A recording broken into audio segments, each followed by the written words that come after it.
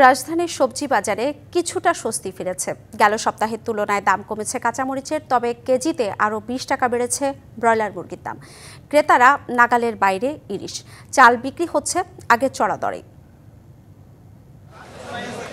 সপ্তাহের ব্যবধানে কাঁচা মরিচের দামের ঝাল খানিকটা কমেছে। গেল সপ্তাহের 400 টাকা কেজির মরিচ বিক্রি হচ্ছে 240 থেকে 250 টাকা দরে। দাম কমেছে বেগুনেরও। মোহাম্মদপুর কৃষি বাজারে মানভেদে বিক্রি হচ্ছে 80 থেকে 100 টাকা কেজি। এছাড়া পেঁপে 40, পটল 40 থেকে 60, ঢেঁড়স 60 আর বরবটির কেজি 80 টাকা। কালো যেটা তাল বেগুন ওটা হলো 100 টাকা কেজি, আর চিকন লম্বাটা কেজি হলো 80 টাকা।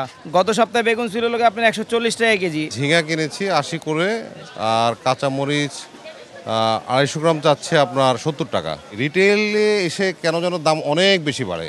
বাজারে দেশি পেঁয়াজ 55 থেকে 60, আলু 25 আর আদা রসুন মানভেদে 140 থেকে 200 টাকা কেজি। শিয়া বাটার ও ভিটামিন ই সমৃদ্ধ লিলি হালাল বিউটি সোপ, তারুণ্যময় উজ্জ্বল ত্বকের জন্য।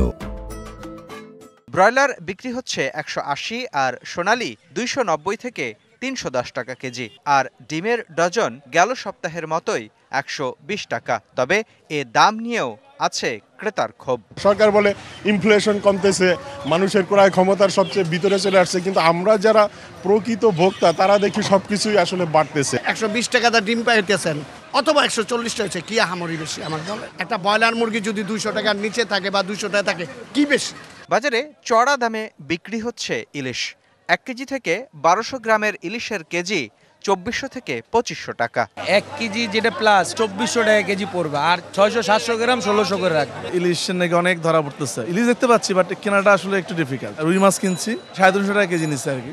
আমার কাছে মনে হয়েছে যে দামটা গত মাসের তুলনায় মোটামুটি স্টেবলই আছে। খুচরা বাজারে চড়া প্রায় সব ধরনের চালের দাম।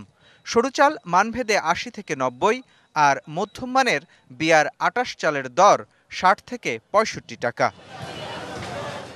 এ বাজারে গরুর মাংস 700 থেকে 750 আর খাসির মাংস 1100 থেকে 1200 টাকা কেজি। মোস্তফা মাহবুব, ডিবিসি নিউজ, ঢাকা।